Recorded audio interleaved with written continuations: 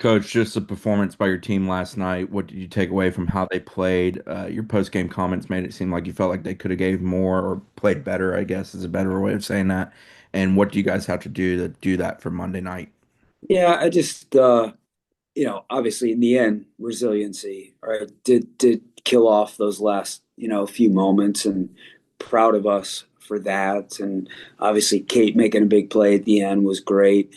But I just thought we were, and I don't have my finger on it right now, and I need to meet with a couple kids and talk about it. But I just thought we were a step off, right? In um, you know, sometimes we were good and sharp in our ball movement, in our stepping and pressing and runs, but then, we were just slow to react, slow to give each other angles when we had the ball.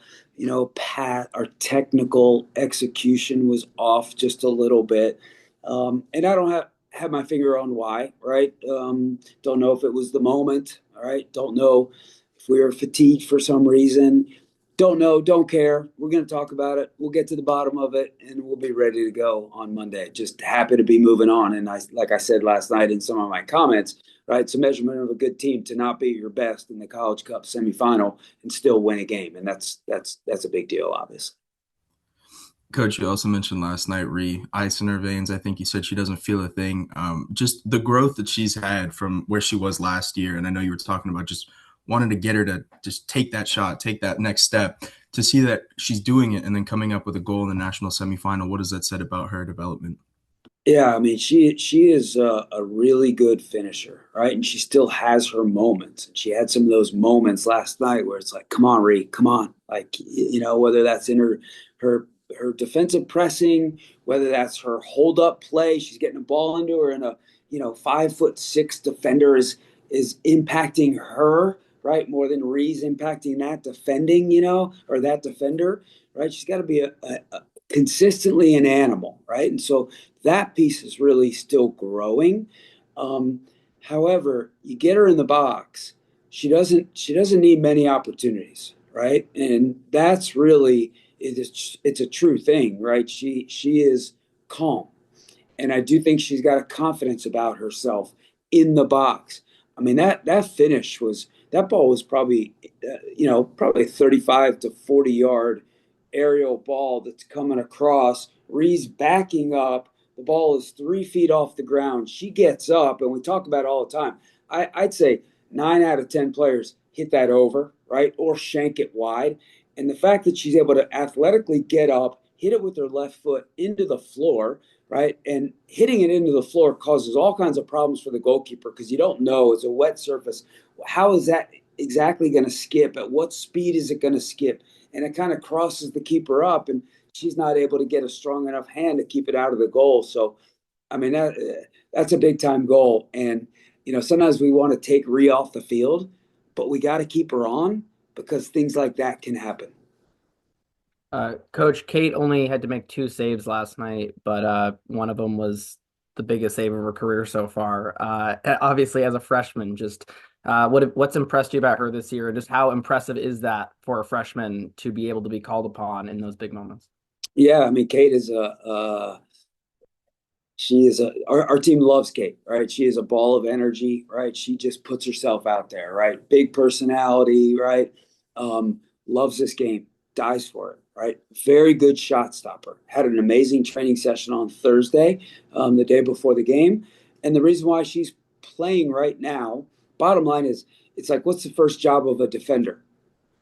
To defend, right? You want a defender that can, be a playmaker and help you build out of the back, all those things. But if you have that, but you can't defend, you can't be a defender, right? Goalkeeper, right? There's a lot of talk in the modern game about goalkeepers have to be great with their feet and they've got to be so cerebral, all those things. That matters. But if that same goalkeeper can't keep the ball out of the back of the goal, they're not a goalkeeper, right? And so Kate is playing for us right now because she's a great shot stopper and she can keep the ball out of the back of the net. And, the first shot that they had a shot, I think the first save of the game for her was maybe first 3 minutes of the game, right? Where the kid got loose at the top of the box.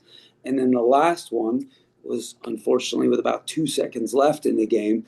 big time save, and that's a big deal because she didn't have to do a whole lot, right, for whatever that is, the middle 85 minutes of the game, and that's what the best goalkeepers have to do, even when you don't have to make saves throughout the course of the game. When your time or moment is called upon, you got to be able to make a play, and she did it last night in the waning seconds, and she did it at the end of the Lipscomb game as well. How much do you look back at the October match with Stanford in those 90 minutes versus how the two teams have evolved since that point? Yeah, I'd say, I don't know, 50-50, 40-60, right? They both matter, right? What are all the little things that happened in those games and in that game, sorry. Because I thought we were really good in that game. There were a lot of moments where we took it to Stanford. Now, um, they scored on their first attack, right? All of a sudden, we started the game well, kind of on the front foot, first 5 minutes, and then they get forward on us and they score a goal, right?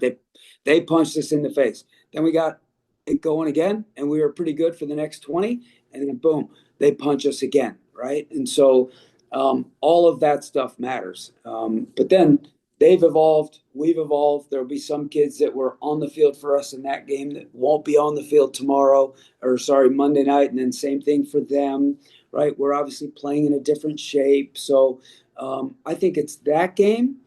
I think it's what's happened since then.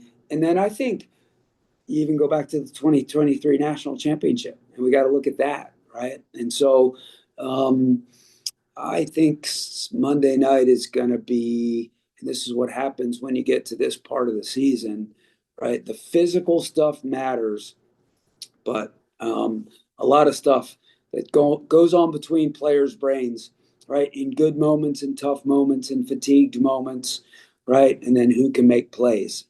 So it all matters.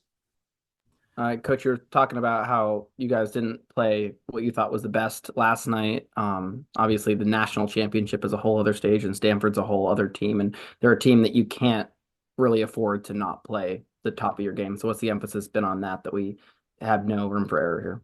Yeah, I mean, I total trust and um, belief, obviously, in our team that we're going to be ready to go Monday night, and we're not going to belabor right last night's stuff, right? Because we still had a lot of good moments, and we're going to highlight those good moments, and that needs to be as many moments as possible on Sunday, or sorry, on Monday night, and our team, obviously, and our staff, we've got a ton of respect for Stanford and their staff and all their players. They got a lot of good players, and our kids are going to be ready. They're going to be up for it. They know it's a tall challenge, but they'll be ready to go.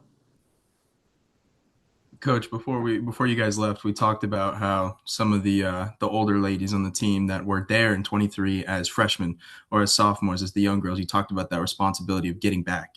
Now that you guys are back and it is a familiar face, how have you seen them over this few days since we last spoke to you, and especially with the familiar opponent for maybe some of the younger girls on this team to kind of maybe settle some nerves ahead of Monday? Yeah, I think the build up and the lead up to last night was very good. It felt like Wednesday to Friday just felt like another road trip, right? And we didn't make a lot of pop and circumstance about it, right? We had training, we had our meals in the hotel, we just talked about the things we needed to do, and not a whole lot of talk of the magnitude of the event. And but I still think there's something off last night, right? And so we'll have a couple little conversations about that. But then I'll be back to the same things I just talked about, right? Okay, these are the things we need to do heading into Monday night, right? We're not talking about anything else, the magnitude, anything. It's just, okay, these are the things we need to do when we have the ball. These are the things we need to do when we don't have the ball. And then you got to go for it, right? You got to put yourselves out there. You can't have any fears, any concerns, no nothing, no regrets, right? Just put yourself out there. And again, total belief in our team that we will do that. I know your focus is Stanford, but do you allow yourself to think about the chance to get a fifth star on a jersey for this program with this group, and specifically for you, your chance to get the second in your time at FSU? Yeah, great question. We're all humans, and so our minds start to drift, right, and go there, right. But and this is because I've become an old SOB, And so I've been doing this long enough to really, in my brain, when my brain starts to go and think about that stuff, those are only distractions. I turn it off, right? Because it's irrelevant. You can't get caught up in thinking of those things, because then that becomes that, whether that adds pressure, right, or whatever the case may be, it's irrelevant. What is relevant is what do you need to do in order to achieve the things that you just mentioned. I know you got scouting reports, meetings, and everything ahead of Monday, but you've also got something else to watch tomorrow with your son in the national championship game. I know you touched on it last night, but just for you to be competing for a national title Monday and for your son to be in a national title with Tufts, I mean, what is that like? It's got to be awesome. Man, it is. I can't believe it. And just you talking, right? I get chills saying that, right? I'm obviously very disappointed that I can't be there, right? This is such a special weekend for him. Ben has loved this game since he was, 2 years old and kicking a ball, right? And he's followed my teams forever, right? And so for him, and he's a captain of the team, right? That's not a humble brag, but he's a captain, and so um, he's a leader, right? And Tufts is very similar to FSU, right? They've won. They're going for their fifth star, right? And they've won. I think their first might have also been 2014. I could be wrong on that, right? So it's like four in the last 10 years. And so he as a player is just like us, our players, right? You look up to the ones that have come before you. You want to achieve what the ones that have come before you achieved, right? And so now it's him and his other leaders. It's their team. And so this is such a special moment for him in his soccer career. I'm so happy for him, so proud of him. I wish I could be there. The timing was great yesterday.